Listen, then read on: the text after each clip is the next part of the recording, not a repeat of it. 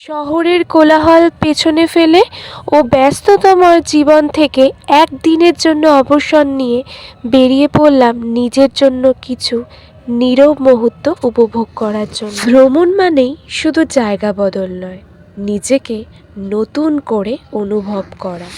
তোগুলি miss করলে একদমই চলবে না। তাই জানো তো, এই দোলনায় বসা মাত্রই শৈশবটা আবারও ফিরে পেলাম। এবার সবুজ শান্ত বাতাস আর চোখ ভরা প্রকৃতির সৌন্দর্য।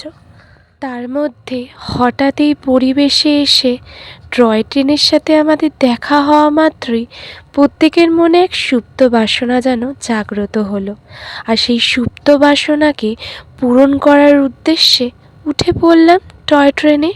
আর টয় ট্রেনে চেপে মনের ভেতর জেগে উঠল শৈশবে সেই আনন্দ। মনের এমন কিছু মুহূর্ত থাকে যে মুহূর্তগুলোকে ফ্রেমবন্দি না করলে বড্ড মিস করে ফেলবো।